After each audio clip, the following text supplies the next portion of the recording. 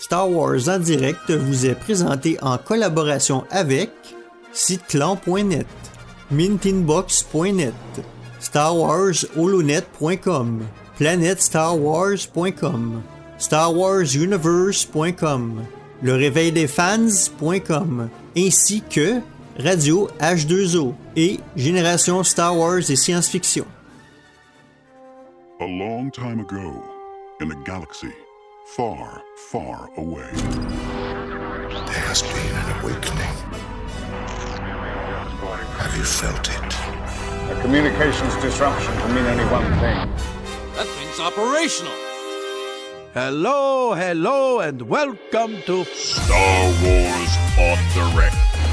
Yes, the voice of Star Wars fandom. The show informs us and entertains us, and it binds the fans together. If you strike me down, I shall become more powerful than you can possibly imagine. Force is strong in this one. Hello, what have we here? Nice of you guys to drop by. We would be honored if you would join us. Chewie, we're home. Bienvenue à Star Wars en direct, la voix du fandom Star Wars pour cette édition Spoilers qui sera consacrée complètement à Rogue One. Je suis Denis Pépin et aujourd'hui pour discuter des nouvelles scènes, des bandes annonces internationales, des 3 bandes annonces internationales et des spots télé. Avec moi, pour m'accompagner, on a Sébastien Minot et Jean-François Richard. Bonsoir messieurs. Bonsoir. Bonsoir Danny. Qu'est-ce que vous avez fait récemment côté Star Wars? Je sais que ça fait un petit bout de temps qu'on n'a pas eu d'émission. Et encore plus longtemps des émissions spoilers. Je vais commencer avec Seb à 1 mois exactement de la sortie de Rogue One. Est-ce que tu as un petit quelque chose par rapport à ton organisation d'événements? Ben écoute, comme tous les fans le savent, il y a un nouveau film de Star Wars qui sort. Comme plusieurs de mes amis le savent, je suis un fan invétéré et tel qu'à chaque sortie de film, je fais un gros party pour la sortie du film, que ce soit un film à gros chiffres comme l'épisode 7, 8 ou 9, ou que ce soit les histoires de Star Wars, je vais faire des événements. Donc les gens peuvent arrêter de se poser la question « Seb, est-ce que tu vas faire un événement? » La réponse est « Oui, toujours, à moins que je meure. » Donc, à 1 mois de l'événement, juste avant l'émission, on a eu des nouvelles de la part de nos amis chez Lucasfilm qui nous indiquent que notre événement est encore en considération pour une date de sortie spéciale. Je ne veux pas en dire beaucoup plus pour le moment pour ne pas nous jinxer. J'en profite pour cogner sur du bois même parce qu'on ne sait pas, on ne sait jamais. Je vais avec un peu de chance. Ici, là. C'est ça. Là, à ma portée de main. Donc, dans les prochains jours, on devrait avoir une date officielle. On devrait pouvoir finaliser l'annonce de l'événement et puis comme mettre les billets en vente. On a très, très hâte de refaire cet événement. Un peu comme l'an dernier pour The Force Awakens. Et encore une fois, ça va être au Cinéma Guzzo du marché central avec un souper qui va le précéder aux Roasters. Et on compte avoir énormément de participation là, au niveau des commandites. Et d'ailleurs, il me fait plaisir de souligner une commandite toute particulière. Nos amis de Gillette, oui, les rasoirs vont nous envoyer quelques petites choses à faire tirer et à mettre en enchère pour la soirée. Moi, la seule affaire que je me souviens, c'est... Ouais, c'est ça. En tout cas, je vais amener un petit peu plus d'argent que la dernière fois. Ouais. Je me suis fait avoir, je pense. Je prévoyais un item, puis je me suis fait avoir au premier bid. Oh. T'en souviens, Seb? Ouais. Mais on est quand même heureux parce qu'on a quand même réussi à avoir plus de 3 000 $ la dernière fois pour 2 charités. Mm-hmm. Cette fois-ci, on va faire seulement une charité, c'est-à-dire la fondation des bénévoles de la Fondation Sainte-Justine ici à Montréal. Et on s'assure qu'on va vraiment les rendre heureux et les enfants qu'ils aident heureux de par la même occasion. Excellent. Aussi, Danny, écoute, entre 2 émissions, j'ai eu la chance de voir 2 films que je voulais inviter nos fans à aller voir au cinéma. Le premier étant Inferno, mettant en vedette Jyn Erso elle-même. Donc, si ça vous tente d'avoir une idée de ce à quoi pourrait ressembler la performance de Jyn dans le Rogue One, vous pouvez aller voir Inferno, ça va vous donner une bonne idée de son range là, d'émotions. Mm-hmm. Et le deuxième film, c'est Rules Don't Apply, qui est une histoire basée autour de Howard Hughes aux États-Unis dans les années 60. Et ils mettent en vedette Alden Ehrenreich, qui est le prochain Han Solo. Ah. Et j'ai été très agréablement surpris de sa performance dans ce film-là. Donc, j'invite les fans à aller voir ce film-là pour non seulement le divertissement, mais aussi pour le plaisir de voir Alden Ehrenreich à l'écran. Excellent. Je rajouterais The Theory of Everything, où est-ce que aussi Felicity Jones joue la femme de Hawkins, Stephen Hawkins. Donc, extrêmement bonne performance de Felicity Jones. Donc, elle a un range de personnages, de capacité d'actrice très, très large. Exact.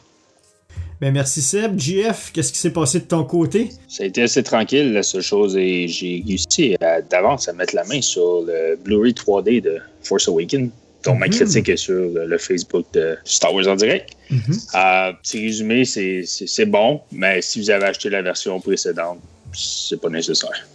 À moins que vous soyez un maniaque, là. Mais c'est ça. Est-ce que tu as écouté les commentaires de JJ? Oui. Et puis... honnêtement, c'est ce qui est le plus intéressant sur le Blu-ray. Okay. Parce que les autres suppléments sont ordinaires. Surtout les scènes inédites qu'on a. Il y en a 3 de plus qui durent genre 30 secondes, même pas 15 secondes. Okay. Il y en a une qui est 15 secondes. Fait que on est loin des DVD où la scène interfaite avec les effets spéciaux et toute la kit. Mais non, c'est bon. C'est comme je disais dans ma critique, le plus étrange, c'est que la version 3D est beaucoup plus, pas beaucoup, mais plus sombre que la version Blu-ray ordinaire. Puis ça m'a agacé un peu. OK. C'est-tu par rapport à... C'est-tu peut-être la TV qui fait que c'est plus sombre ou...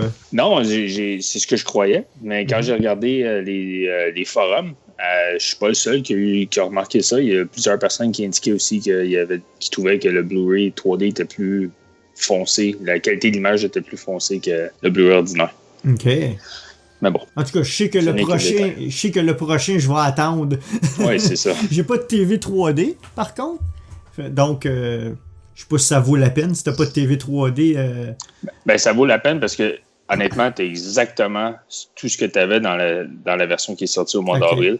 Okay. Plus les nouveaux documentaires dessus. Ah, OK. Fait que t'es aussi bien d'attendre. C'est ça. Moi aussi, c'est ce que je vais faire les prochaines versions. Là. Puis ils vont nous avoir qu'une version 4K après. Et voilà. Quand la trilogie va être terminée. Là. Mais c'est pas nouveau, hein. Fox avait fait la même chose avec les VHS, avec les DVD, avec le premier set de Blu-ray qui contient la trilogie puis la trilogie originale. Donc, je pense que l'histoire se répète, c'est clair. Faut qu'on attende. La question qu'il faut qu'on se pose maintenant en tant que fan, c'est la suivante. Est-ce que on veut attendre le box set au complet ou est-ce qu'on veut attendre juste comme la version avancée? Donc, moi, ce que je vous dirais, c'est attendez la version avancée. Puis, c'est rare que je fais ça. Puis, Danny, je suis sûr que tu vas être surpris d'entendre ce mot-là sortir de ma bouche, mais j'appelle à un boycott sur la sortie du premier DVD de Rogue One, A Star Wars Story. Attendez la deuxième version, l'édition spéciale ou le Director's Cut. Il va être beaucoup mieux que le premier, puis il va contenir plus de stock.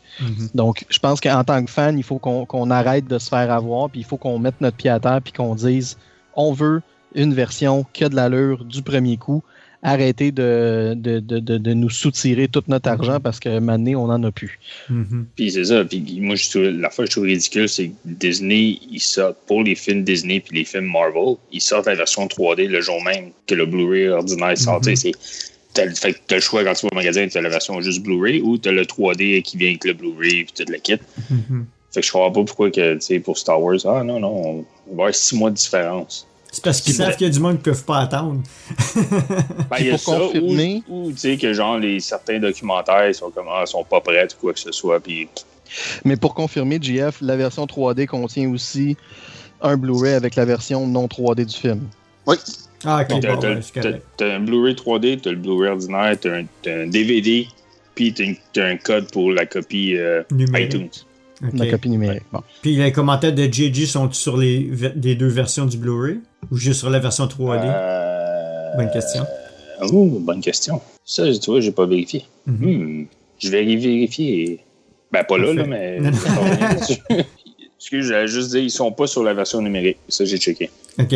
Donc, pour ma part, ben, ça fait 3 semaines que j'ai été complètement déconnecté d'Internet complètement. Ça fait du bien d'un certain sens. J'étais en Chine, donc les autorités chinoises bloquent tout ce qui est réseaux sociaux mondial. Donc, pas de Facebook, pas de Twitter, pas d'Instagram, pas de Flickr, pas de WordPress. Il n'y a rien qui fonctionne là-bas, donc complètement coupé. Donc, j'ai aucune idée de ce qui s'est passé pendant 3 semaines. Vous me dites qu'il ne s'est pas passé grand-chose côté Star Wars. Donc, je vais vous croire. C'est un merveilleux voyage. Par contre, je le suggère à tout le monde. Si vous pouvez aller plus qu'une semaine en Chine, vous promenez un peu partout. C'est un pays merveilleux qui est surprenamment développé maintenant. Vous allez être surpris et il y a du monde en maudit. Vous pouvez imaginer. De côté Star Wars, juste avant de partir, je me suis procuré la vague 9 des Star Wars miniatures. Donc, c'est le Shadowcaster, le Special Forces TIE, le Protectorate Starfighter qui est dans Star Wars Rebels et le Arc 170. Je vais éventuellement en parler, bien sûr, dans une émission. Et pendant que j'étais en Chine, merci à Castle Run Games qui m'ont gardé ça de côté pendant que j'étais parti. Parce que normalement, quand les miniatures arrivent, ils partent assez vite. Et puis ils m'en ont mis un de côté pendant 3 semaines. C'est Heroes of the Resistance. Donc c'est le pack qui inclut le nouveau Faucon Millennium et le X-Wing de Poe Dameron, le X-Wing noir. Aussi que j'ai reçu, je ne l'ai pas ouvert non plus. Donc je vais essayer de trouver un moment pour vous en parler à un moment donné, peut-être avec toi JF aussi dans un Star Wars Gamer quelconque. J'ai terminé hier le roman Ahsoka, qui est quand même intéressant. Je sais que Seb, tu l'as commencé. Oui, je suis dans les chapitres, dans les vingtaines dans les chapitres. Là. Donc, c'est probablement la prochaine émission que je vais essayer de faire pour Star Wars en direct. Il faut que je me remette dedans. Là, ça fait 3 semaines que j'ai absolument rien touché. Et j'ai acheté Catalyst ce matin. J'ai pas commencé parce que je veux préparer l'émission d'Ahsoka avant de commencer Catalyst. Mais ce qu'on va parler ce soir n'inclut pas qu'est-ce qui est mentionné dans Catalyst. Donc, on va parler un peu probablement dans Catalyst de la famille de Jyn, etc. Donc, on parlera pas de ça parce qu'on le sait pas, vraiment. On n'a pas lu le livre encore. Donc, qu'est-ce qu'on va couvrir aujourd'hui n'inclut pas qu'est-ce qu'il y a dans le roman Catalyst. Je tiens à vous le mentionner tout de suite. Je sais que tu es GF, je sais pas si tu l'as commencé ou pas. Ouais, mais j'ai genre rien que les 2 premiers chapitres de fait. OK. Donc, on va vous en parler dans une émission particulière de ça aussi un peu plus tard, probablement avant la sortie de Rogue One. Juste pour teaser les fans, je vais quand même dire qu'un de nos auditeurs de longue date, notre cher ami Simon de Californie, a commencé à écouter lui aussi le livre aujourd'hui.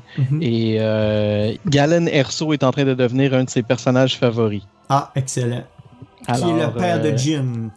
Ouais. Excellent. J'ai hâte de commencer, mais ça sera pas tout de suite, malheureusement. Donc, on va faire une chose à la fois. Je vais essayer de rattraper mon temps... mes 3 semaines de délai. Et parlant de ça, la dernière émission, c'est le Star Wars en direct 126. C'était toi, Loïc et Thomas. Vous avez parlé de la dernière bande-annonce. Vous l'avez décortiqué un petit peu. Et je crois que Hervé était là aussi. Est-ce que je me trompe? Oui, Hervé qui était là aussi. D'accord. Donc, allez écouter ça. Donc, ça va faire un petit contraste. On retournera pas sur toutes les images parce qu'il y a beaucoup d'images qui sont répétées dans les versions internationales. On va surtout discuter un peu des nouvelles scènes qui ont montré les petits clips ici et là, qui ont montré dans les trailers internationaux et dans les spots télé surtout. Le recrutement, comme d'habitude, je cherche toujours et encore un éditeur sonore pour nous aider en arrière-plan et un spécialiste en produits Fantasy Flight Game pour aider moi et Jean-François à avoir plus de profondeur pour les jeux de table et les jeux de plateau. Donc, si vous avez les capacités et le goût de nous aider, starwars.direct/recrutement, remplissez le formulaire, on va recevoir ça et on va étudier votre demande. Merci à nos partenaires, Mintinbox, Star Wars Holonet, siteclan.net, Planète Star Wars, Star Wars Universe et Génération Star Wars et Science-Fiction. On se revoit de l'autre côté de l'hyperespace. Oh crap! Prepare to jump into hyperspace on my mark. All right, stand by.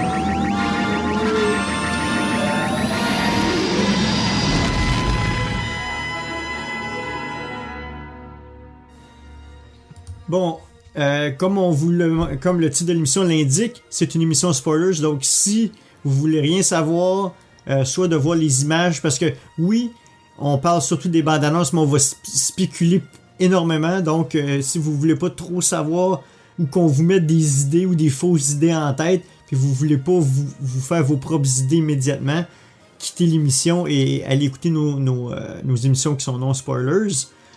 Sinon, ça va être surtout des spéculations parce que, sérieusement, Rogue One, il n'y a pas eu grand fuite durant le tournage. On était en plein épisode 7 quand la majorité du tournage a été fait, donc c'était très très mince, n'est-ce pas? Toutes les fuites qu'il y a eu de Rogue One, s'il y en a eu. Donc, oui, c'est très minime. C'est ça, donc on va surtout spéculer. Et puis on va discuter des nouvelles scènes qu'il y a dans les spots télé. Et il y a eu 3 bandes annonces internationales. Et il y a eu aussi une image dans des cartes TOPS, les cartes de collection TOPS. On va parler d'une particulièrement. Et puis après, peut-être spéculer un peu sur la chronologie par rapport aux images qu'on connaît.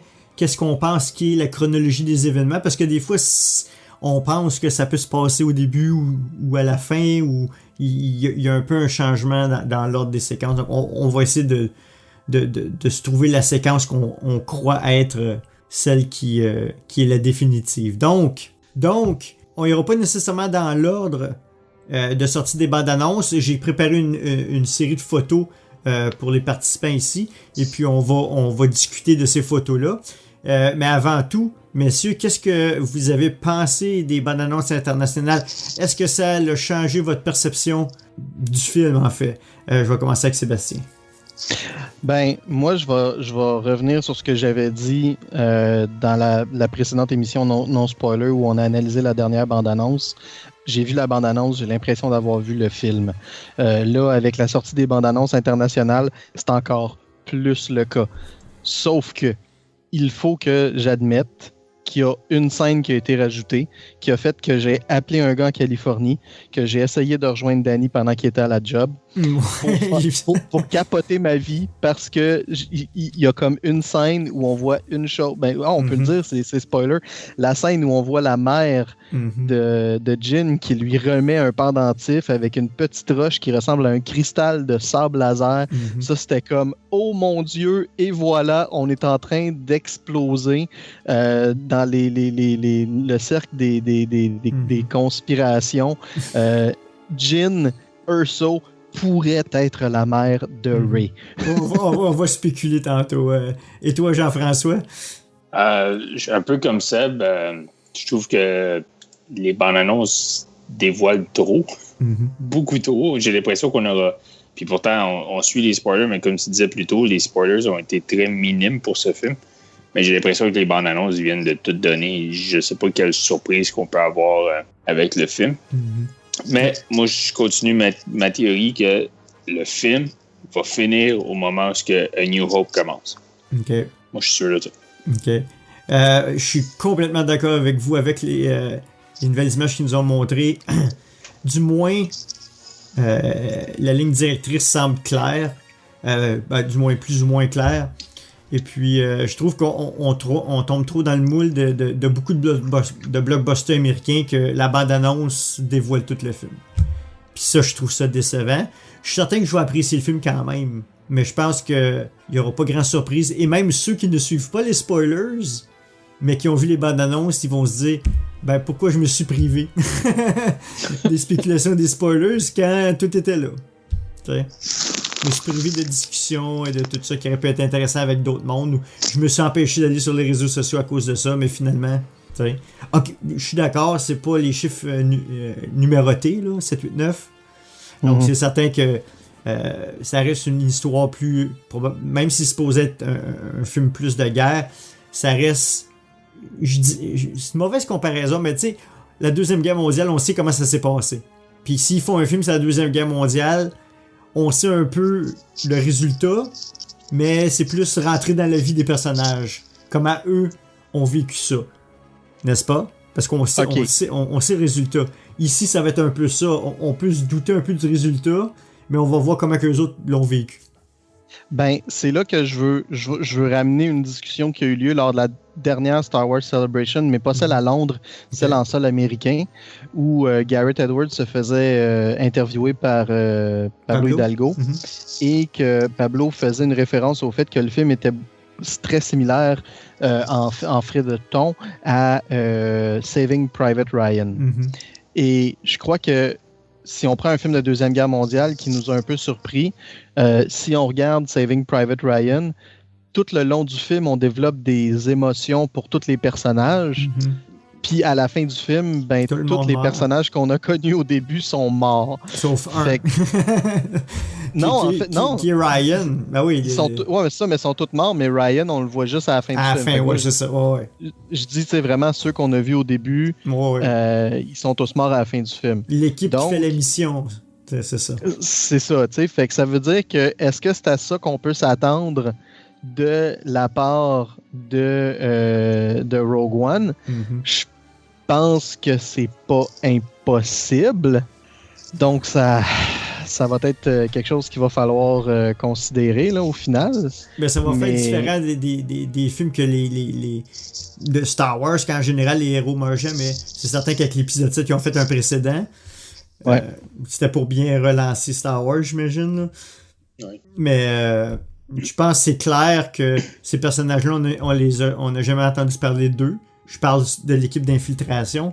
Donc, autant littérature que légende, que canon officiel, on n'a jamais entendu parler d'eux. Donc, je suis pas mal certain qu'ils finiront pas vivants. Sauf peut-être un, parce qu'il y avait quelqu'un qui s'était échappé dans le panel à Los Angeles. Un des... c'est-tu l'Asiatique, là? Celui qui joue Baldus, ou je sais plus trop. Dong Chen? Ouais, qui avait dit... lui survit tandis que l'autre va mourir, ou whatever, je me souviens plus trop qu'est-ce qu'il avait dit exactement, là. Fait que peut-être qu'il y en a un autre qui survit, ou peut-être que Jyn survit, n'est-ce pas? On va parler de la première scène que je vous ai mis comme image. Donc, c'est qu'est-ce que tu viens de parler? Une nouvelle scène que je pense qui est la plus importante dans toutes les bandes annonces, pratiquement, sur le passé de Jyn, c'est sa mère, qu'on connaît pas le nom encore. Peut-être qu'il le mentionne dans Catalyst dans les 2 premiers chapitres, Jean-François. Est-ce qu'elle a un nom? Non, pas encore. Pas dans ce que moi je suis rendu. OK. Donc, elle donne un médaillon à Jyn, probablement avant qu'il arrive quelque chose, qu'on puisse douter. Et puis, elle dit « Trust the Force », donc fais confiance à la Force. Sébastien, qu'est-ce que tu penses de ça? Ben, moi, je pense que ça peut vouloir dire plusieurs choses. Étant un fan des Jedi de A à Z, là, que ça en est dans mon sang, moi, je veux croire que c'est parce que la mère de Jyn avait un lien quelconque avec les Jedi à quelque part dans sa vie. Peut-être que sa mère, à elle, était une Jedi. C'est difficile à dire. Et peut-être elle-même une Jedi. Elle était peut-être elle-même une Jedi, c'est ça. Parce qu'on s'entend quand toi et moi qui étions dans le roman Ahsoka, Ahsoka émet le point que justement, il y a des milliers de Jedi dans la galaxie, là. Puis ils peuvent pas tous avoir été tués par l'Ordre 66. Donc, il y a des fortes chances, d'après moi, que ça soit quelqu'un qui ait des pouvoirs de la Force, qui soit développé ou pas. D'après moi, c'est quelque chose qu'on va voir là, dans le film. D'ailleurs, son nom, c'est Lyra. C'est rapporté par IMDb. C'est Lyra Erso. Et c'est ça. Elle remet ce pendentif-là à Jyn en lui disant « Fais confiance à la Force ». Puis c'est vraiment comme... C'est juste trop... C'est pas assez subtil. Ouais. Ben, je vais te poser la question. Est-ce qu'elle dit ça dans le même sens que May the Force be with you, dans le sens d'une expression qui est rendue générale, tu sais, comme Thank God ou tu sais. Ouais. C'est-tu rendu une expression générale, puis elle dit ça, Trust the Force, parce que bon, c'est comme fait confiance en Dieu. Ou peu importe dans ce sens-là, dans le sens religion, parce qu'on sait qu'il y a beaucoup de. Justement, dans ce film-là, t'as Jeddah qui est comme un hub pour ceux qui croient en la Force, etc. Est-ce que c'est dans ce sens-là, peut-être? Je peux ajouter où ce que je suis rendu dans le roman Catalyst, excuse, je sais qu'on n'allait pas dans les spoilers, mais ça dit que la mère de Jin, de Lyra, là, comment on dit ça en français? Ben, she worship de la force. Là. OK. Donc comme elle est une adepte de la force. Oui, c'est ça, une adepte de la force. Okay. Fait que ça se peut que comme Maz Kanata qui faisait partie d'un groupe de personnes qui sont qui se rapprochent de la force puis qui croient très fort en la force, ça se peut que ce soit juste une force follower. Donc je veux pas trop me faire d'idées. Parce que j'ai peur d'être déçu. Mais s'il avait dit ça sans pendentif, ça aurait une toute autre connotation, n'est-ce pas? Exactement. Le fait qu'elle lui donne un pendentif qui est un cristal, qui semble être un cristal de sable laser, ça fait comme toute la différence pour moi.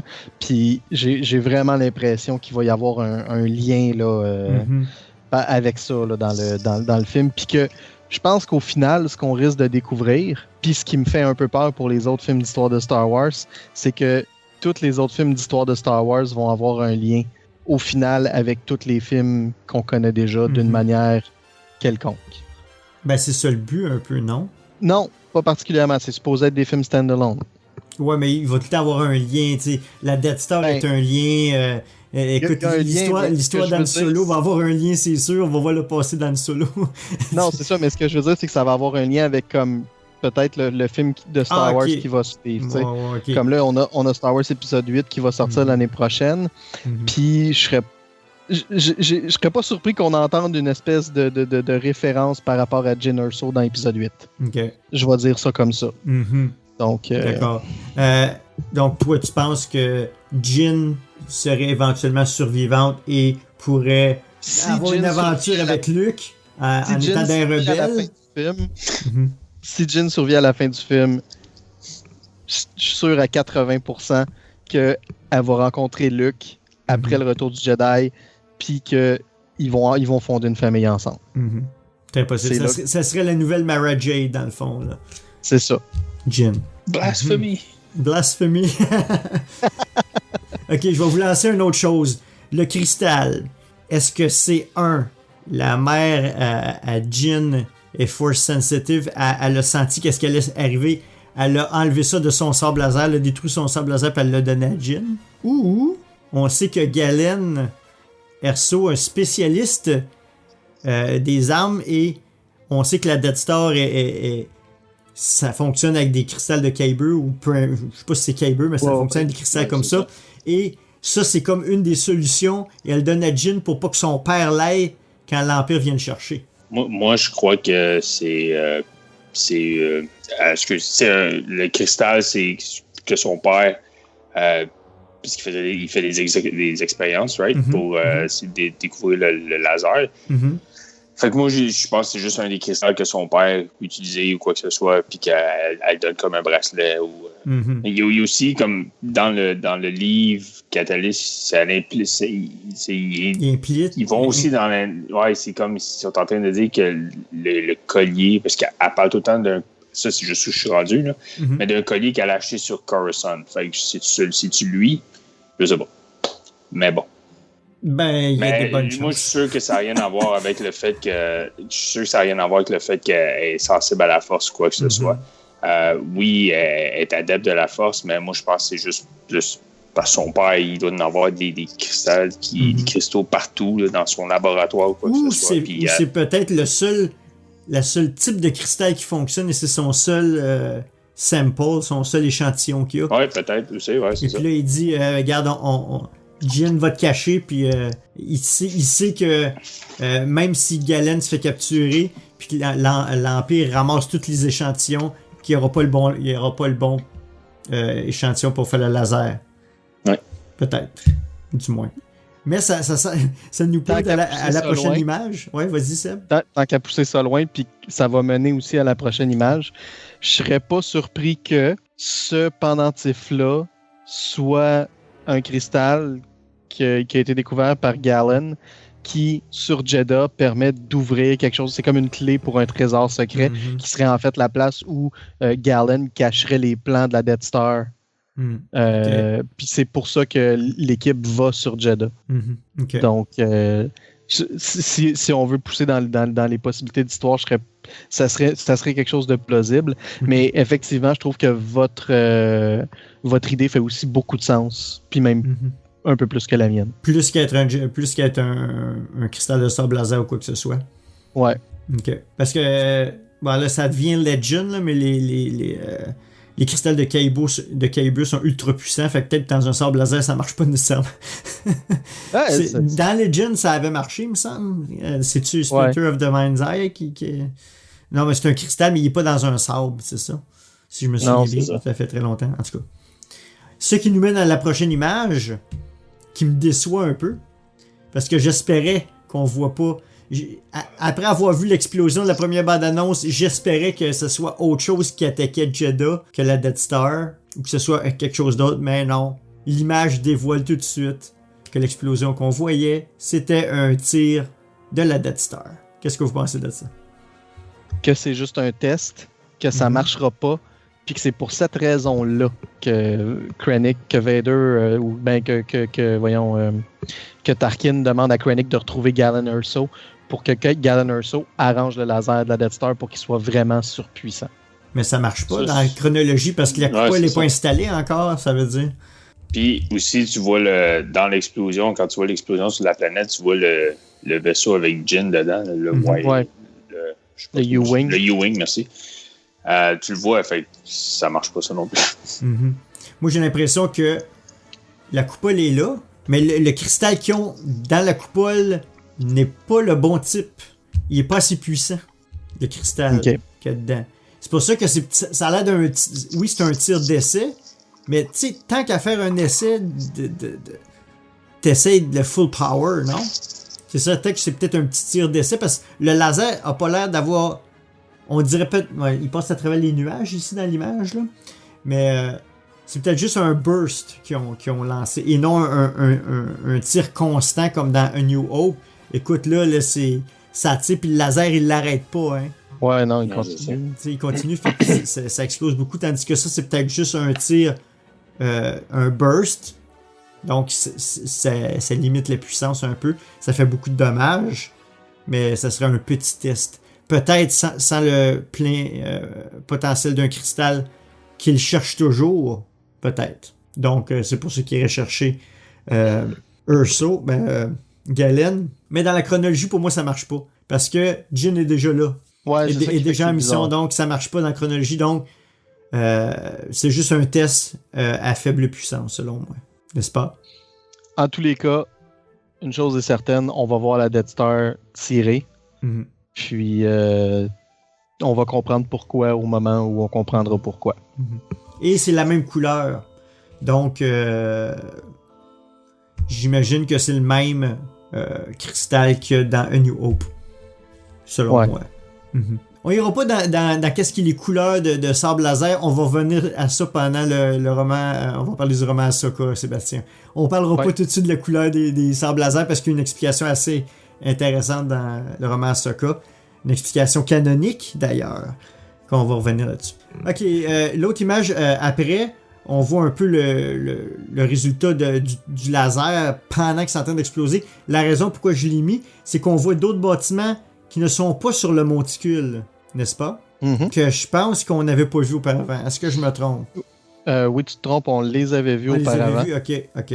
Ouais. Ben, tu parles de ceux qui sont avant l'explosion ou? Ben, tu vois l'image, t'as des bâtiments à ses côtés? Celle avec le script en dessous? Ouais. Ouais, c'est ça, oui, on les avait vus. Puis en arrière du script, ce qu'on arrive à voir sans le reconnaître nécessairement, c'est un bout de la tête du Jedi, la statue? De Bodhi, je pense, en fait. Ah. En dessous du script, là. OK. Les boys, ici, tapis, bonne chance. Ouais, c'est ça. On continue. Une autre scène assez iconique, j'en suis certain. Vader, qui a l'air d'être en train de faire un Force Choke. Et puis, je pense que vous vous doutez c'est qui se fait Force Choker d'après les autres bandes annonces. En fait, je pense que ça, c'est laissé à interprétation. OK. Mais moi, je vais dire que c'est Krennic Krennic qui se fait force choking. Ok. C'est sûr. Moi, je suis Ça va sûr que être juste à la fin du film. Puis ça va être Vader qui fait comme You have failed me for the last time. Tu sais, quelque chose comme ça. Là. Puis il va le tuer sur le spot. Puis c'est pour ça qu'on le voit pas dans A New Hope. Moi, pour faire l'avocat du diable, je pense que c'est Galen. Parce qu'il y a une des scènes où on le voit à genoux par terre en train de t'as l'impression qu'il est en train d'étouffer ou peu importe là.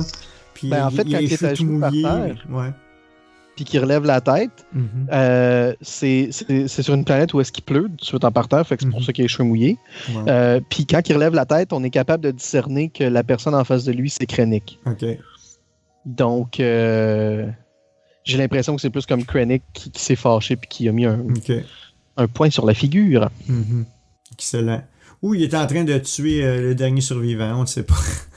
La dernière scène. Ouais, parce que je crois de plus en plus que Vader, on va juste le voir genre à la fin. Les 10 dernières minutes du film, quelque chose comme ça. Pendant 30 secondes. Ouais.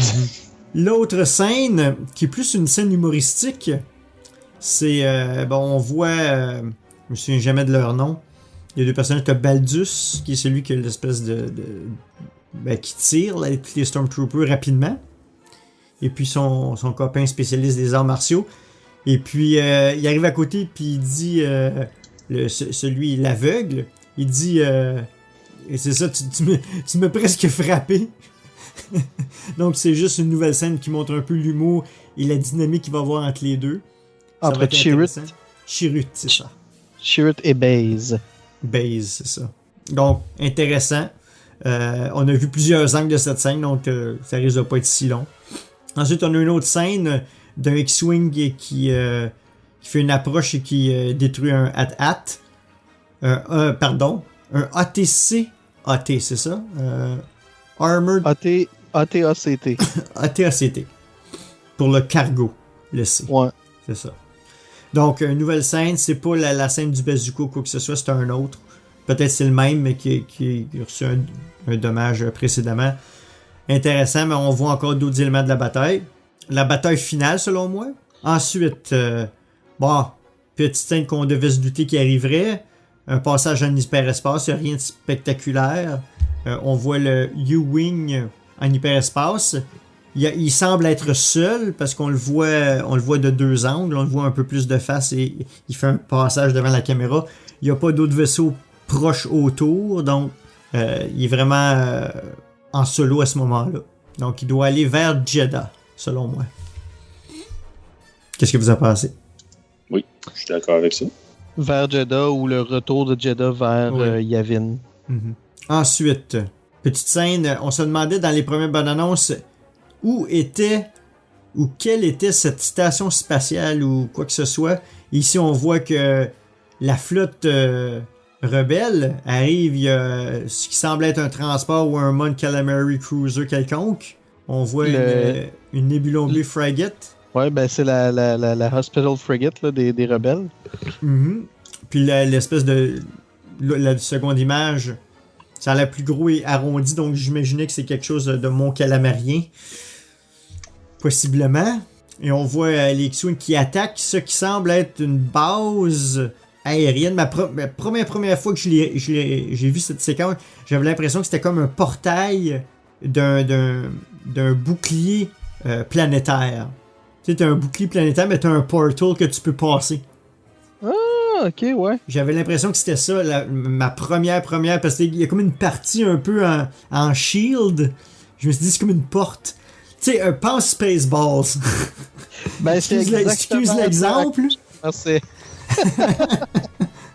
Mais bon, ça m'a fait... Shield. Ok, ben oui. Ça m'a fait penser à ça. Est-ce que c'est ça ou c'est juste tout simplement une base où les Star Destroyers peuvent se stationner ou quoi que ce soit? Selon l'échelle, c'est peut-être ça.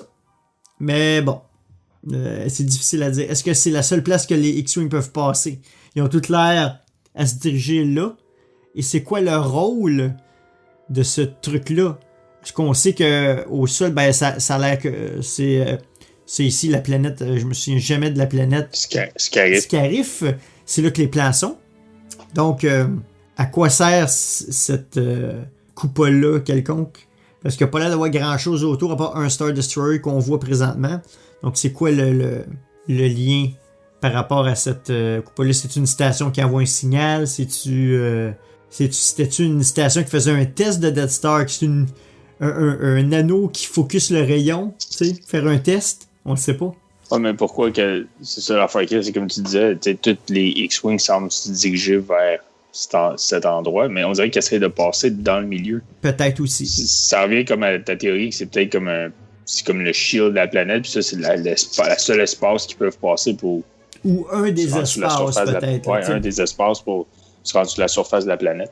Il y aurait plusieurs anneaux comme ça un peu partout autour de la planète, avec les antennes, tu vois 4 antennes sur les côtés qui vont se relier à d'autres, peut-être. Ouais, c'est ça. C'est juste qu'on voit pas vraiment assez pour vraiment voir s'il y a une bulle autour, là. Bulle planétaire, là, qui protégerait la planète. C'est ça, c'est difficile de dire s'il y a une bulle ou pas, puis en même temps, admettons que ça serait la coupole de la Death Star qui soit en train de se faire construire. Étant donné la chronologie, j'en doute, mais continue ta théorie.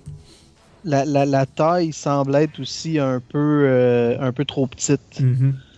À moins que ça soit vraiment juste le centre. Puis que les rebelles s'attaquent juste à ça pour retarder dans le fond là, on va dire le décollage là, de la Death Star, mais on s'entend.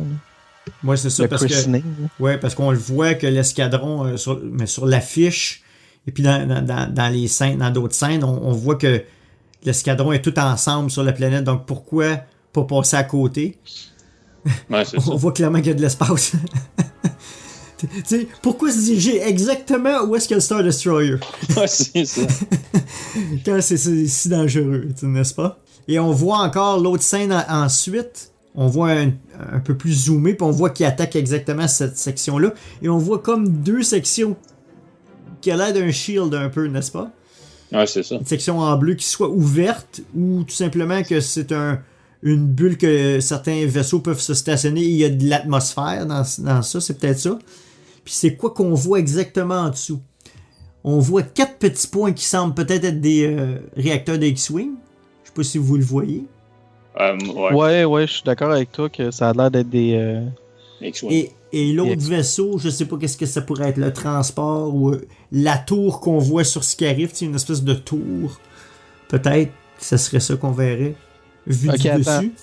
Je suis en train... C'est trop haut pour ça. Je suis en train de rejeter un coup d'œil au trailer portugais. Puis on voit des TIE Fighters qui sortent d'une baie de décollage. Ça semble venir de ça. Fait que d'après moi, ça c'est une station spatiale vraiment en orbite autour d'une planète. Là, ça c'est clair. Puis non, d'abord, c'est sûr que c'est pas... Ça n'a rien à voir avec mon idée là, que c'était peut-être le centre de la coupole. La coupole là. Mais, c'est probablement juste un transport qu'on voit ici entre les 2 lignes de shield generator un peu. Fort possiblement. D'accord. Mais en tout cas, il va y en avoir du TIE Fighter dans cette bataille spatiale-là. Puis moi, j'ai l'impression que cette bataille-là a peut-être des chances d'être la dernière bataille du film, en fait. Celle qui va être remportée après avoir récupéré les plans de la Death Star, puis qu'on entend parler là, dans le crawl de New Hope. Ouais, du moins, ils viennent en support à ceux au sol, là, parce qu'on le voit autant dans le poster que dans certaines scènes. Pendant que les attaques marchent dans l'eau, ils se font attaquer par des X-Wing. Donc, ils sont en support, ils savent que les plans sont en train ils ont les plans entre leurs mains. Ouais. Et puis ils viennent les supporter. Probablement qu'ils ont envoyé un signal aux rebelles. On a besoin d'aide, là, on a les plans. Là. C'est le temps de venir les transmettre. Puis je pense que c'est là qu'on va faire une petite citation de Return of the Jedi. Où quand Han et Chewie arrivent sur Endor, ils demandent la désactivation du Planetary Shield. Mais on n'a jamais vraiment vu de Planetary Shield dans Star Wars. On en a entendu parler par contre. Donc c'est fort possible que ce qu'on voit là, c'est une station spatiale qui fournit le dit Planetary Shield. Puis on le sait pas, on sait que dans Return of the Jedi, le Planetary Shield, c'est une grande coupole d'après le diagramme qu'il montrait, c'est une grande coupole, puis il protégeait la Death Star, right? Il envoyait un signal qui protégeait autour de la Death Star. Ici, il me semble qu'il y en a une coupole qu'on a déjà vue à quelque part sur la planète, peut-être en haut d'une tour ou quelque chose, et peut-être que ça envoie quelque chose à ces anneaux-là pour créer un shield, peut-être. Donc, on poursuit. Ensuite, on a tout simplement Jyn qui a l'air d'être sur Jedha et qui probablement regarde le monticule de loin. C'est ma théorie. Je sais pas si je sais qu'il y a une autre scène où est-ce qu'on voit Cassian Andor qui regarde aussi avec des jumelles, donc ça doit être la même scène. Ils doivent regarder un après l'autre ou regarder l'objectif. Ils viennent d'arriver sur Jedha, selon moi. Ensuite, ben là, j'ai juste mis la photo d'une habitante de Jedha qui regarde dans les airs. Il y a une autre scène que j'ai pas mis où est-ce qu'on voit Jyn sauver cette petite fille. Donc, elle regarde dans les airs. Qu'est-ce que vous croyez qu'elle est en train de regarder? C'est le Star Destroyer. Je pense, parce qu'on le voit à un moment donné qu'il y a comme un Star Destroyer au-dessus de la ville, right? Mm-hmm. Puis qu'on voit tout comme les navettes impériales, puis les TIE Fighters, puis tout ça. Mm-hmm. Moi, je crois que c'est relié à ça. Ça peut pas être la scène où il y a le laser qui tire sur la planète parce qu'ils sont dans le vaisseau. Mm-hmm. Fait que moi, je suis plus porté à croire que c'est le Star Destroyer. Ok, Seb? Moi, tu vois, j'ai plus tendance à croire que c'est la scène où la Death Star comme éclipse le soleil de Jedha. Okay. Puis justement, parce que quand tu regardes en arrière, tu vois qu'il y a une autre madame qui regarde aussi vers le ciel. Tout le monde regarde dans les airs. Fait que je serais pas surpris que ça soit comme à ce moment-là où est-ce qu'on va voir le ciel s'obscurcir. Là. Moi, je pense que c'est tout simplement l'arrivée de la Death Star en orbite. Puis on sait pas combien de temps qu'elle reste là. Hein. Elle peut être là pendant un bout de temps, là, parce qu'il y a quand même des troupes impériales sur Jedha, n'est-ce pas? Okay. Donc, je pense pas que la Death Star peut arriver tout d'un coup, puis let's blow this joint right away, là, tu sais, on va tout soutirer, on va laisser le Star Destroyer puis nos shuttles partir avant. Sinon, n'est-ce pas? Fait que ma théorie, moi, c'est l'arrivée de la Death Star. Parce que ça a l'air relativement éclairé encore comme le jour aussi. Ouais. Et non le soir. Donc, j'ai l'impression que peut-être c'est l'arrivée de la Death Star. Parce que le tir de la Death Star semble être plus le soir un peu. Là. Ben, ou du moins à la tombée du jour. Il fait sombre. Ouais. Mais je pense que ça va être à cause de l'éclipse. Mm-hmm.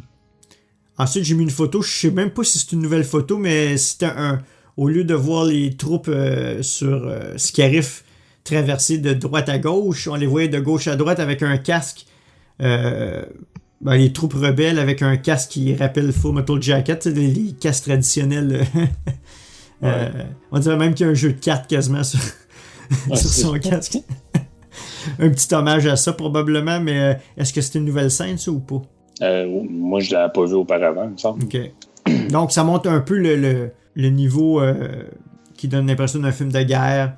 Ça fait très Vietnam, à défaut de faire la Deuxième Guerre mondiale. C'est peut-être quelque chose qu'ils voulaient faire aussi un peu plus. J'ai hâte de voir. C'est dans la jungle, un peu comme le Vietnam. Donc, à voir. J'ai bien hâte de voir ces scènes-là. Je trouve ça très étrange, par exemple, comme décor. Tu sais, comme la plage, comme dans le sud. Je trouve que ça fait pas étrange. Star Wars. Ça fait vraiment pas Star Wars. Ça fait pas un lieu. Tu mettrais une base pour te cacher. Ouais, parce que la base est pas cachée pantoute, là. Ouais, c'est à la plage. Sur une île, c'est à la plage, tu sais. Il me semble que tu ferais quelque chose de plus subtil, tu sais, pour cacher des plans ou mettre une base. À moins que la base nécessite d'avoir beaucoup d'espace puis d'être à l'air libre, tu sais. Donc, en tout cas, c'est une théorie comme ça. On va bien voir qu'est-ce que ça va donner. J'ai bien hâte de voir toute la partie attaque terrestre. Je pense que ça va être comme... Ça va nous rappeler beaucoup Andor sans les Ewoks. Ok. Avec plus d'eau. Et de plage. Oui. Ok, ensuite, c'est la scène que tu parlais, Seb, avec un escadron complet qui sort de la base. Du moins de la base de l'anneau. Parce que ça peut être... il peut y avoir des troupes de basées sur chaque anneau aussi. Si c'est un bouclier planétaire. Mais selon toi, c'est juste une garnison qui est là stationnée pour protéger qu'est-ce qu'il y a sur la planète, en fait. À la quantité de TIE Fighter qui sort de là, c'est pas juste un squad, je peux te le dire. Okay. c'est fortement une garnison, ça c'est clair. Selon l'échelle, ça a pas l'air d'être si gros comme base, n'est-ce pas? Ben, quand même! Ouais, c'est le point de vue peut être différent, là, ouais. C'est ça, là. Puis ce qui fait penser que ça peut être un anneau de Planetary Shield, c'est que les défenses ont l'air d'être pointées vers l'intérieur aussi, là. Mm-hmm. Donc, ouais, non, c'est... Je pense qu'on va apprécier cette bataille spatiale-là. Mm-hmm. Ben, dans tous les cas. C'est ça. Star Wars sans bataille spatiale, c'est très rare. Je dirais que dans l'épisode 7, on a vraiment juste une poursuite dans l'espace, sans vraiment que ce soit une bataille, n'est-ce pas? Donc, ça va revenir à la tradition d'une bataille spatiale que tout le monde aime, n'est-ce pas? Qui est typique de Star Wars. Fort possiblement. Donc, on continue. Une autre, je crois, qui vient du trailer portugais. C'est une shuttle qui semble être une navette impériale, n'est-ce pas? Qui aurait été volée ou quelqu'un et qui décolle clairement de Yavin. Ouais. Parce qu'on voit c'est la base de Yavin, on voit la pyramide, on voit la silhouette de la pyramide en arrière et on voit clairement la planète gazeuse géante de Yavin. Donc, est-ce que c'est des troupes qui arrivent sur... on sait que ces navettes-là, on les voit sur Jeddah et sur Scarif, n'est-ce pas? Il y en a une qui explose sur Scarif. Donc, est-ce que c'est la façon avec laquelle ils infiltrent Jeddah au lieu du U-Wing? Ça pourrait partir avec le U-Wing puis ils font un transfert quelque part. Ou c'est des troupes qui s'en vont sur Scarif. Parce que c'est peut-être avec ça que les troupes arrivent, n'est-ce pas? Sur Scarif. Qu'est-ce que vous en pensez? Je pense pas que toutes les troupes peuvent rentrer dans le U-Wing, right? Non, c'est dans le U-Wing, tu dois avoir juste comme l'équipe infiltreur. Hein. Mais il peut y avoir plusieurs U-Wing par contre. Si tu te souviens, dans les scènes de tournage de Scarif, il y avait des U-Wing écrasés dans le sable. Fait que, à moins que ce soit... Quand on regarde, c'est la publicité de Gillette aussi, il y a plusieurs U-Wing. OK. Donc, on se basera pas pour ça pour faire une affirmation c'est comme absolue, mais ça donne un indice qu'il y a des fortes chances qu'on en voit plus qu'un. Est-ce que c'est possible que ça soit la... Moi, je pense que c'est Rogue One. C'est la shuttle que l'équipe prenne pour aller chercher les plans sur Jeddah, là, je suis d'accord. Ok, tu penses que c'est pas dans le U-Wing. Le U-Wing, c'est plus tard. Ouais, le U-Wing, c'est plus tard. C'est peut-être après. Peut-être qu'ils vont prendre le U-Wing pour comme se sauver de Jeddah au lieu d'avoir ce shuttle-là. Mais ça fait vraiment un Imperial shuttle, là, d'après moi. Là, fait que... Ok, un peu à la Han Solo pour infiltrer Andor. C'est ça. Ça ferait du sens, en effet. Pour passer inaperçu. Donc, ouais. ça justifierait la scène qu'on voit une shuttle quitter Jeddah versus une arrivée en même temps, peut-être. Moi, j'ai bien aimé voir ceci. Oui, Jean-François. Non, je me dis, tu aurais pensé, si c'est le cas, tu aurais pensé qu'après ça, l'Empire aurait appris que si c'est une navette que t'es pas sûr de la signification du nom de code, t'as détruit, tu la laisses pas passer. Non! Ouais, mais là, V2 voulait laisser passer. Ouais, c'est ça. V2, il a dit non, c'est correct. Fait que... Sur Andor, là, il dit non, laissez-la... Ouais, mais parce que, comment il s'appelle, Piet, il dit, tu sais, c'est un vieux code, mais j'allais les laisser. Ouais, c'est ça, I was about to clear them. Fait que, tu sais, j'allais les laisser passer. Fait que là, c'est là qu'il demande à Vader, tu sais, on devrait-tu les retenir? Puis là, Vader dit non, je vais m'en occuper. Mais tu sais, que je veux dire, tu penserais que le message aurait passé. Il y a eu un email ou quelque chose qui aurait dit, tu sais. Donc, on pourrait dire que sur cette shuttle, tu aurais Jyn et Andor, Cassian Andor surtout, sans les troupes, qui s'en iraient sur Jeddah. Et puis, le U-Wing, c'est quand il aurait ramassé Jirut, Baze et Bodhi. Il prendrait le U-Wing de Bodhi, peut-être, pour quitter Jeddah. Mais on les voit pas tous dans un vaisseau ensemble à un moment donné. Quand il a dit... ouais. Mais c'est peut-être... Ouais, t'as raison. Comme dans une des premières bandes annonces qu'on a vues, là. Qui est là, tu sais, who's with me? Puis là, ils sont tous comme, hey. C'est ça. Mais c'est pas clair. Est-ce que ça peut être l'entrée ou le cargo hold, l'espace du cargo de ce vaisseau ou du U-Wing. Ouais, c'est ça, parce que c'est tout dépendant il y a combien d'espace. Le U-Wing, c'est beaucoup plus petit, selon moi, que cette navette-là. C'est difficile à dire, n'est-ce pas? Quand tu regardes les réacteurs, quand tu regardes la dimension vis-à-vis comme le landing pad, t'as quand même l'impression que la shuttle qu'on voit là dans l'image, que la shuttle A4L, c'est une shuttle qui est comme un cargo transport qui a de la place, là. À comparer au U-Wing, que oui, le U-Wing a l'air beaucoup plus petit. Fait que je pense que tu as raison là, sur ce cas-là. Ce shuttle-là peut transporter pas mal de stock à comparer à un U-Wing. Et puis, le temps du jour n'est pas le même que dans les autres bandes annonces, n'est-ce pas? Ici, c'est le soir. Ouais. Tandis que dans les autres, où on voit Cassian Andor et Jyn sortir de la base avec des pilotes et des troupes, ça a l'air d'être très le jour, durant le jour. Ici, c'est le soir, donc ça pourrait être vraiment immédiatement après la rencontre avec Mon Mothma, etc. Et puis, on y va. C'est le soir, mais si c'est pas une lumière au loin derrière les montagnes, c'est le soleil qui se couche. Ouais, okay. Étant donné la manière qu'on voit les nuages, il y a des fortes chances que ce soit le soleil qui se couche. Donc ça se peut qu'ils sortent comme quelques minutes avant, quand il y a encore assez de lumière pour les éclairer, puis qu'ils décollent au coucher du soleil. Tout à fait d'accord.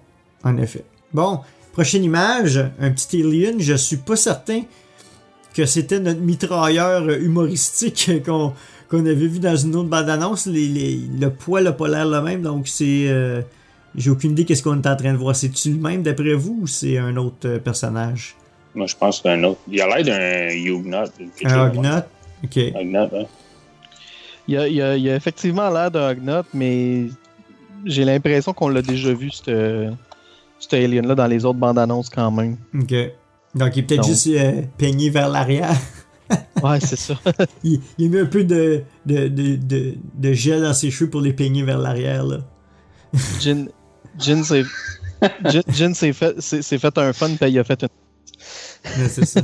Non, c'est le parrain des Ugnaughts. Il est peigné par l'arrière. C'est Marlon Brando. Je vais te faire une offre que tu peux pas refuser. Ouais, c'est ça. Donne-moi ton portefeuille ou la vie. D'après moi, c'est juste un partisan rebelle qui va aider à combattre les Stormtroopers sur Jedha. Dans cette scène particulière-là, du moins. On va continuer. Une scène intéressante. On voit enfin K2SO en action. Et puis, on voit sa grandeur, hein, vraiment, à cet endroit-là. Il prend un Stormtrooper à bout de bras et il lance sur un autre Stormtrooper. Donc, vraiment intéressant. C'est quoi j'essaie de me rappeler, c'est quoi la phrase qu'il dit à la fin? Everything's clear? Ou all clear? All clear, ouais, je pense. All clear, ouais. Donc, ça doit être justement un peu dans la scène où est-ce que Cassian Andor et Jyn courent avec les plans dans les mains. Donc, après l'infiltration, au moment où est-ce qu'ils essaient de sortir du compound, je veux dire, du bâtiment. Ici, encore une fois, je vous le mentionne, on est en désordre dans les bandes annonces. C'est une séquence d'images que j'ai ramassées. Je les ai pas mis dans une séquence particulière. On va les mettre à l'écran dans la version rehaussée. On termine les nouvelles séquences. Est-ce que vous avez vu d'autres séquences que j'aurais manquées ou ça semble être pas mal ça? Non, c'est pas mal ça. Okay. C'est pas mal ça. Je pense qu'il y a pas grand-chose à rajouter. Je pense qu'on a couvert pas mal tout le film. Ouais, c'est ça. On vient de dévoiler le film, là. Exactement. Les seules petites surprises, dans le fond, qui nous restent à avoir, c'est pourquoi est-ce que Jyn se déguise éventuellement en landing pad TIE Fighter, pas TIE Fighter Pilot, mais en Gunner, Death Star Gunner / TIE Fighter Pilot. Ben, c'est TIE Fighter Navigator, je vais dire. Là. Okay. Parce qu'on a découvert avec la figurine que c'était des flashlights qu'elle avait dans le dos. Là. Okay. On pensait que c'était des bâtons ou quelque chose pour se défendre, mais en fait, c'est les flashlights pour diriger les avions. Les TIE Fighter, ok. Fait que c'est pour diriger les TIE Fighters, dans le fond. Là, que c'est ça, ces bâtons-là. Ok. Donc, c'est un personnel de piste. Ouais. OK. Donc, il reste cette question-là. Il reste encore quelques mystères malgré tout ce qu'on sait. On a une bonne idée de l'histoire, mais je pense qu'on va encore être agréablement surpris en regardant le film puis en laissant l'histoire se dévoiler à nous. Je vais terminer les images par une des cartes TOPS qui montre en fait ce qui semble être des pilotes de X-Wing qui sortent de la base de Yavin en courant, probablement vers leur vaisseau X-Wing. Et puis, il y en a un qui est un peu corpulent, n'est-ce pas? Et puis, si on regarde son casque, ça semble être Jeff Porkins, un des... Jet, Porkins, qui est un des pilotes qui meurt lors de l'attaque de l'Étoile Noire dans l'épisode 4. Donc, pensez-vous qu'on va avoir des caméos de certains personnages qu'on voit dans l'épisode 4? Autre que Jeff, est-ce qu'on va voir Wedge ou un acteur qui ressemble à Wedge? Est-ce qu'on va voir d'autres personnages? Ça peut être aussi Dodonna, je crois que Dodonna va être dans le film, on l'a déjà vu. Ouais, c'est ça. Ouais, sûrement, je suis sûr qu'on va en voir. Qui exactement, je suis pas sûr. Comme moi, je sais pas. Ouais, peut-être, mais je suis pas sûr. Mais oui, il va y avoir d'autres personnages, comme on sait, comme tu disais, Dodonna, il est là. Bail Organa, je pense qu'il est supposé être là. Mm-hmm. Donc, il va y avoir des caméos, mais qui exactement, c'est bon. OK. Excellent. Donc, à tous nos auditeurs, s'il y a d'autres choses que vous voulez nous mentionner ou des théories, vous commenterez sur l'article de l'épisode et sur je dirais, faites-le pas sur Facebook pour éviter qu'il y ait des accidents avec des gens non spoilers. Donc, vous commenterez directement sur l'article de l'épisode sur StarWars.direct. Ensuite, il y a vraiment, on a parlé déjà de une de ces scènes-là, mais il y a quand même deux gros mystères, n'est-ce pas, dans Rogue One. Vraiment, il y a, on a parlé un peu de la scène de la mère de Jyn et le secret du pendentif. Mais il y a aussi une autre scène qui était de la première bande-annonce, qui était la scène du personnage encapuchonné qui s'agenouille devant ce qui semble être une tank de Bacta avec des gardes royales de l'empereur. Vos théories par rapport à cette scène-là. Est-ce que c'est une scène qui va être coupée? Vos théories par rapport à ça. Ça serait vraiment poche que ce soit une scène coupée. Parce que c'est comme un des plus gros teasers. Là. Je sais pas c'est qui. Écoute, pour qu'il y ait des gardes royales comme ça, habituellement, c'est l'empereur ou ses proches. Mm-hmm. Mais c'est pas Vader, parce que Vader, il n'y a pas de garde comme ça. Fait que moi, je dirais l'empereur, mais il est pas supposé être dans le film. Et il s'agenouille pas l'empereur devant personne. N'est-ce pas? Non, c'est ça. Moi, c'est le capuchon qui me distrait parce que Vader ne porte pas de capuchon. Peut-être qu'il y en a un. Peut-être que c'est un vieux modèle de cap, peut-être. Mais on voit pas ce type de cap-là plus tard dans les scènes où on voit Vader. Donc, c'est qui cette personne? C'est-tu Krennic qui va voir l'empereur? Puis ici, on voit une silhouette, mais c'est peut-être une cape blanche, peut-être. N'est-ce pas? Ça semble noir, mais c'est peut-être blanc. Est-ce que un tube de Bacta, l'empereur, est-ce qu'il y a des traitements un peu comme Vader dans sa chambre? Ouais, ben c'est ça que je me disais, moi, que dans le fond, c'était peut-être l'empereur qui se donnait une cure de jouvence. Mm-hmm. Mais puis que ça serait Darth Vader qui s'agenouillerait devant lui. Mais effectivement, le point que tu apportes, Danny, par rapport au fait que Vader porte pas de capuchon, c'est pas complètement fou. Est-ce que ça se pourrait que ça soit un inquisiteur qui se rapporte à l'empereur? Mm-hmm. J'ai trouvé une personne sensible à la force qui s'appelle Lyra Erso. Il faut qu'on aille la chercher. Ouais, quelque chose comme ça. Parce que peut-être qu'on voit Krennic qui arrive avec les Shadow Troopers, je me souviens plus, les Death Troopers. Death Troopers, ouais. C'est peut-être pas pour aller chercher Galen en tant que tel. C'est peut-être pour... ou en même temps, mais peut-être qu'ils savent quelque chose sur sa femme aussi, on sait pas. C'est ça, ça se peut. Soit que c'est l'empereur, ou c'est Darth Vader c'est Anakin Skywalker qui est dans le Bacta, puis les gardes de l'empereur le protègent parce que pendant qu'il est dans une séance de Bacta, lui il peut pas se défendre. Okay. Donc Tu sais, ça se peut là, que ça... Oui, mais c'est le genou flexion que je comprendrais pas dans ce cas-ci. Ouais, j'avoue que le fait de s'agenouiller devant la cuve de Bacta rend la chose... J'espère qu'ils sont pas en train de nous ramener les clones de l'empereur, là. Danny? Quoi? Parle pas de malheur. Non, ben ça pourrait. C'est peut-être... ça se pourrait que ce soit... comment il s'appelle? Dans la prélogie, celui qui est avec Palpatine, là, il est bleu, là, voyons, j'ai perdu son nom, qui est comme son assistant. Pas Massamida, voyons donc. Massamida? Ouais. Non. Les associés mauves là, de l'Empereur que tu vois dans Return of the Jedi, peut-être, mais encore là. Parce que dans les romans canon, Massamida, il est encore là. Oh oui. Mais, ouais, on le sait. Dit-il d'un ton déçu. Mais je pense pas qu'il y ait cette forme-là. Donc, le secret du Bacta Tank reste toujours là.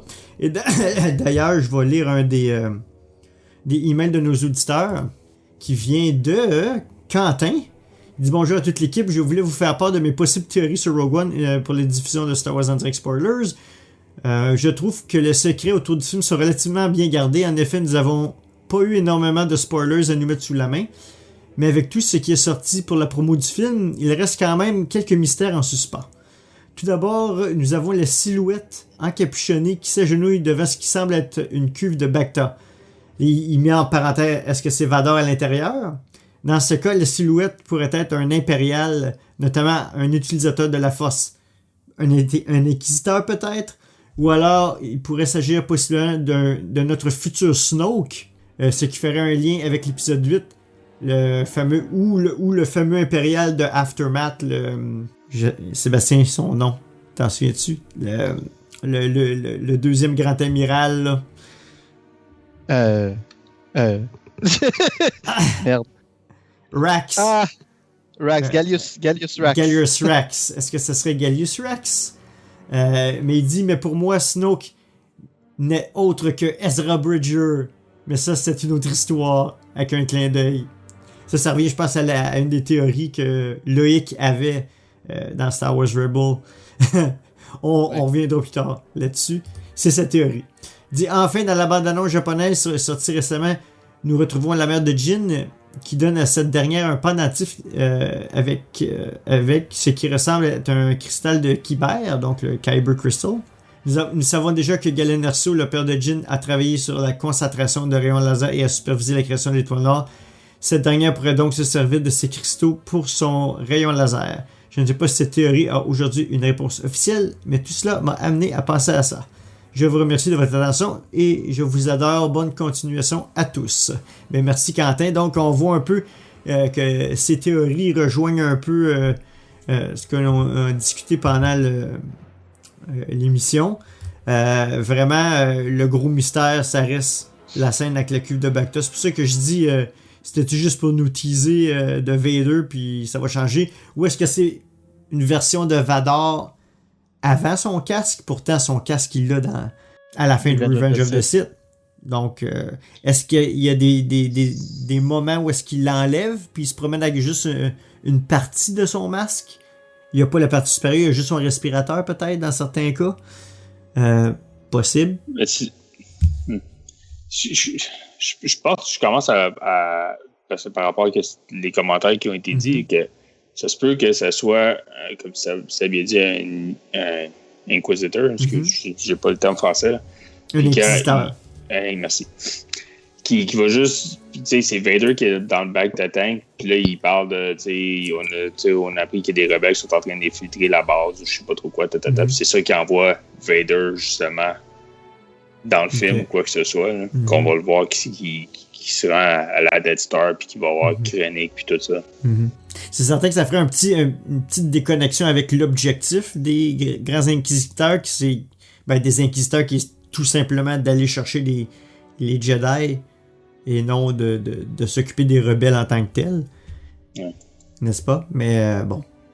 C'est les deux grands secrets qui resteront en suspens jusqu'à la sortie du film, ou Du moins, jusqu'à la lecture de Catalyst. pour une des possibles théories. On va vous en reparler si on en apprend plus. Dans un Star Wars en direct littérature sur Catalyst. Full spoiler. Donc maintenant, pour terminer l'émission, on va essayer de recréer le film. Du début à la fin. Donc, qui veut se lancer? Je peux bien y aller. Seb. Je suis sûr que je vais oublier quelque chose.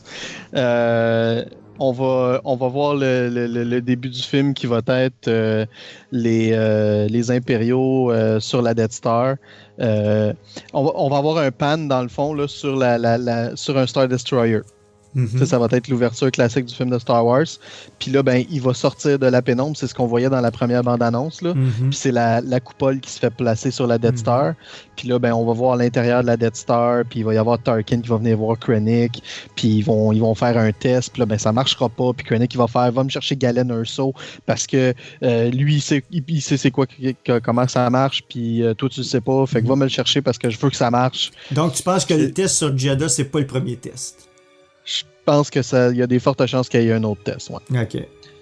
Puis là, on va se ramasser sur Scarif, où est-ce que Galen se fait ramasser, puis la pauvre Jyn Erso la planète a l'air très différente, n'est-ce pas?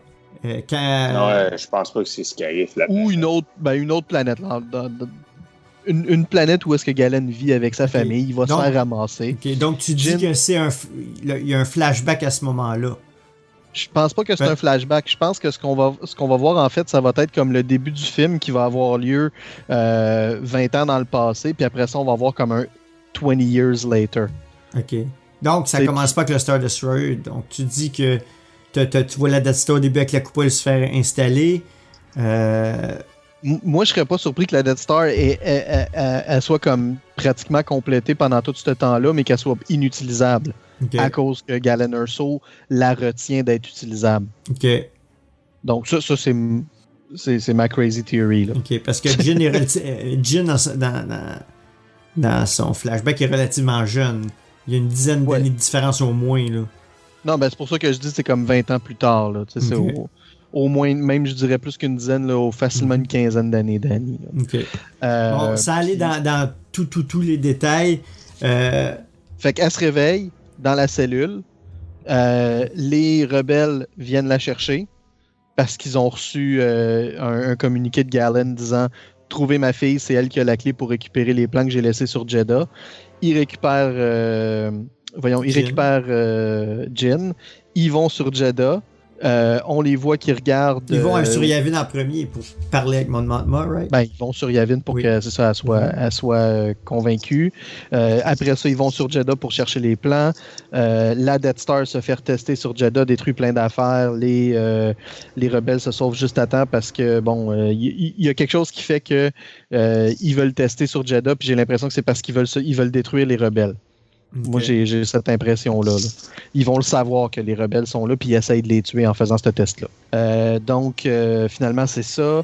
Ils récupèrent les plans, ils retournent sur Yavin, ils préparent... ils récupèrent pas les plans, en fait. Ils récupèrent comme un indice pour les plans. Puis là, il va falloir qu'ils aillent sauver Galen.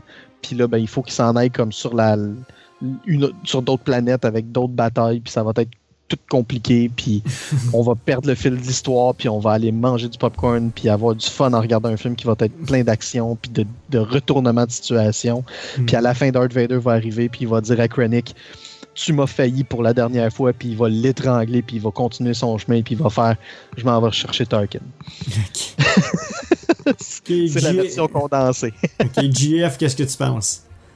Je suis pas mal d'accord de la direction que Seb y allait. La seule chose, moi, je pense plus que la scène où on voit Jyn quand elle est plus jeune, je pense que c'est un flashback. Mm-hmm. Je pense que genre dans sa cellule, puis là, tu sais, elle regarde son collier ou quoi que ce soit, puis là, elle pense à d'où il vient, puis c'est là que tu vois la scène quand elle était plus jeune, sa mère qui donne, puis son père qui dit qu'il faut qu'elle se cache, nanana. Mm-hmm. Puis, c'est ça, après ça, c'est le retour dans le présent avec les rebelles qui la libèrent.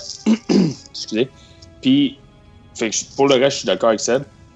Sauf la fin. Moi, je suis sûr que la fin, ça va finir que Jyn, ils vont envoyer les plans à Léa, qui vont transmettre les plans à Léa. Vader va tuer Krennic tout, puis après ça, lui, il part après Léa. Penses-tu que le TNT-4 est en orbite autour de Scarif?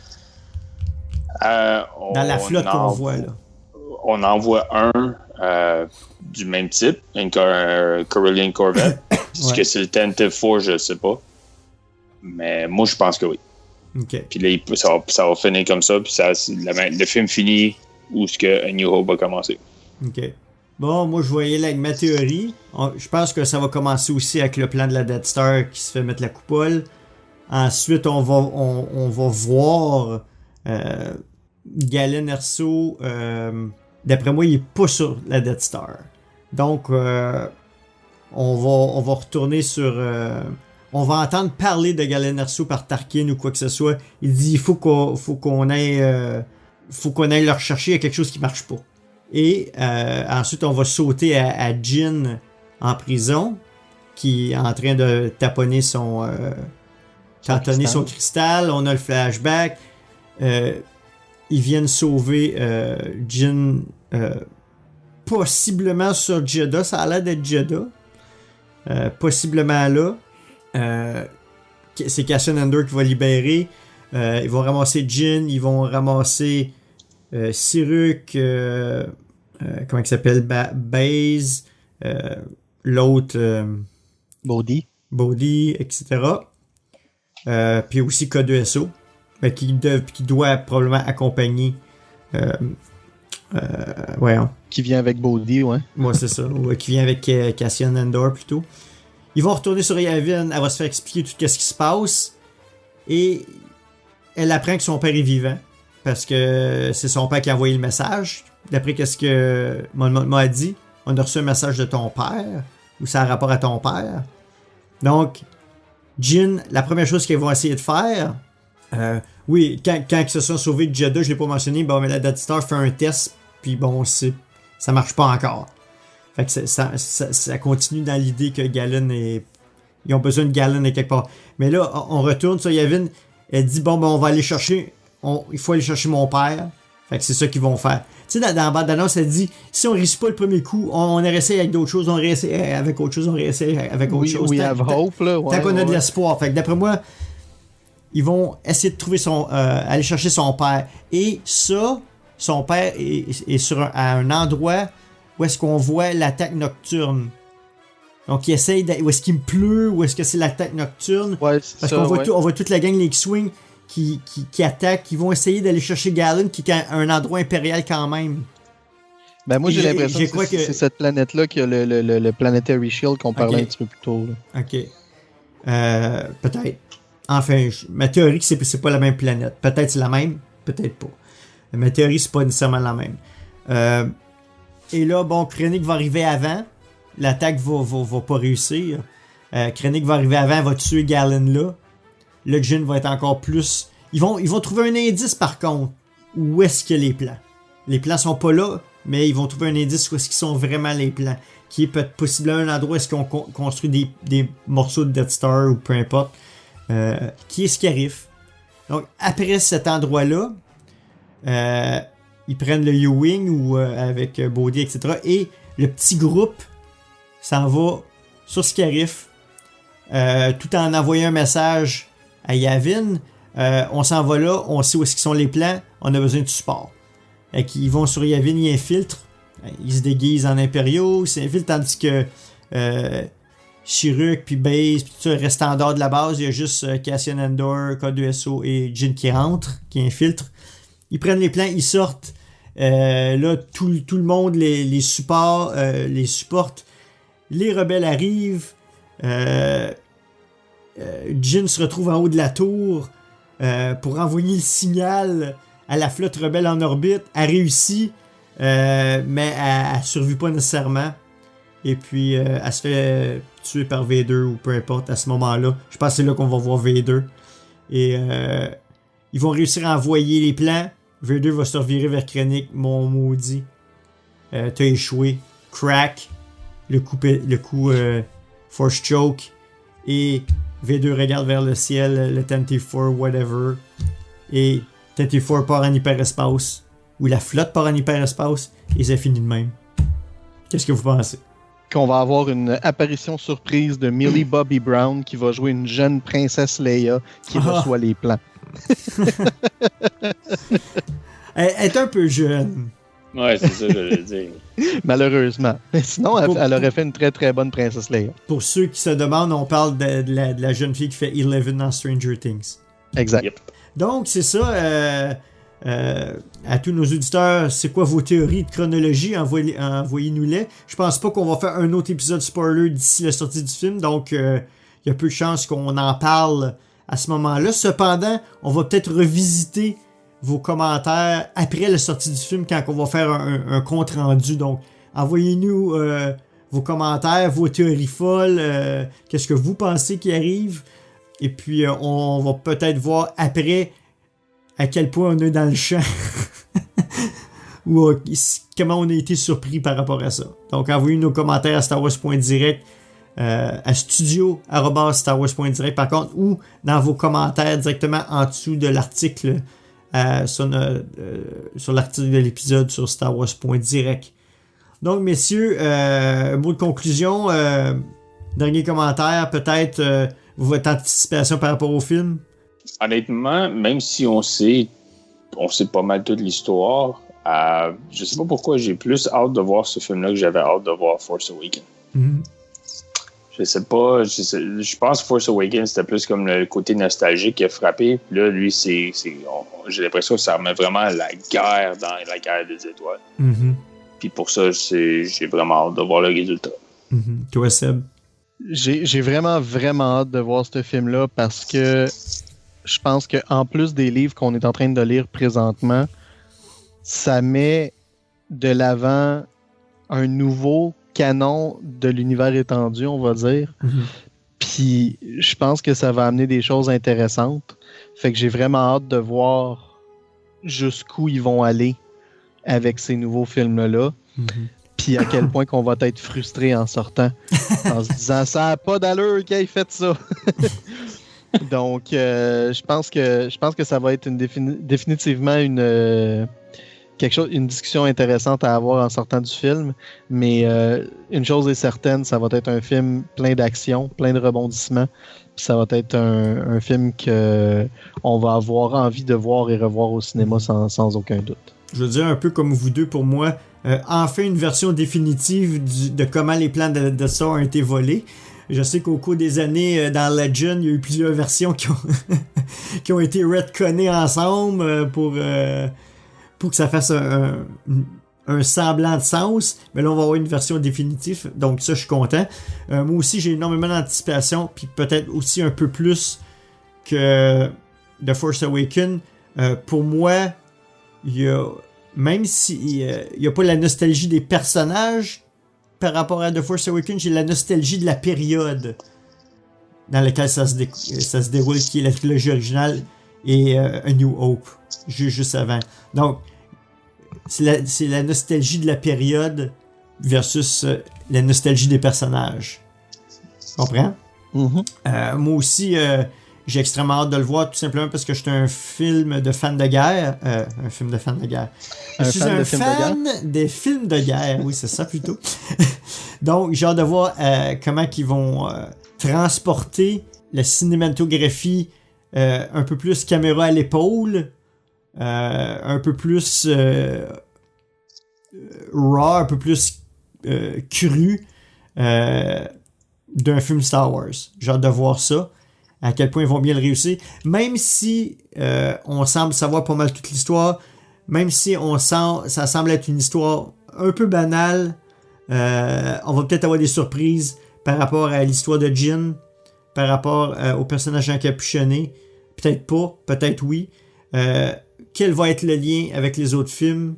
Parce qu'il va sûrement en avoir un. Autre que ça se passe avant A New Hope exactement. Est-ce qu'il va y avoir un autre lien qui va avoir rapport à la postlogie? C'est là qui est une des questions. Ils ont fait un lien avec Clone Wars, avec le personnage de Guerrera, c'est ça le nom? Qui est joué par... c'est ça. Donc, ils ont fait un lien avec le passé. Est-ce qu'il va y avoir un lien avec le futur lointain? Peut-être. Ça reste à voir. Mais j'ai beaucoup d'anticipation par rapport à ce film-là. Et j'ai hâte d'en parler aussi à une future émission. Donc, merci, messieurs. Comment les gens peuvent vous rejoindre sur le web? Alors, moi, ils peuvent me rejoindre en allant sur le sur sitelan.net, ce qui va vous diriger directement sur la page Facebook, et vous pouvez me contacter via la page Facebook de Sitelan. Parfait. Toi, Jean-François? Moi, sur Twitter, je peux être rejoint à commercial GF Dark Jedi. Moi aussi sur Twitter, donc DANYPEPIN, Danny Pépin, sur Twitter. Donc, les prochaines émissions. Il peut y en avoir plusieurs, donc je sais qu'il y a un épisode de littérature qui est en réenregistrement parce qu'il y a eu des erreurs lors d'un enregistrement, donc ils sont en train de le reprendre. Il va possiblement avoir un deuxième et un troisième épisode de littérature, un sur Ahsoka et un sur Catalyst d'ici la sortie de Rogue One. Donc ça va faire 3 épisodes de littérature qui vont sortir dans les prochaines semaines. Possiblement aussi un épisode de Star Wars en direct Rebels sur les premiers épisodes de la saison 3 de Star Wars Rebels. Et possiblement, si on trouve le temps, un Star Wars en direct Gamers, soit moi et Jean-François ou moi en solo qui va parler des X-Wing miniatures. Et j'aimerais ça en faire un avec toi, Jean-François, sur les autres côtés des miniatures et des autres jeux de Fantasy Flight Games. Mais il y a tellement de vaisseaux à parler juste de X-Wing que j'essaie de voir de quelle façon on va pouvoir faire ces émissions-là. Je veux remercier nos partenaires Mintinbox, Star Wars Holonet, Sitelan.net, Planet Star Wars, Star Wars Universe, Le Réveil des Fans, Radio H2O et Génération Star Wars et Science-Fiction. Encore une fois, le recrutement, je cherche encore et toujours des éditeurs sonores pour nous aider, donc allez sur starwars.direct/recrutement pour déposer vos candidatures. Donc sur ce, de la part de Sébastien, Jean-François et moi-même, merci d'avoir été à l'écoute de Star Wars en direct, la voix du fandom Star Wars, et que la force soit avec vous.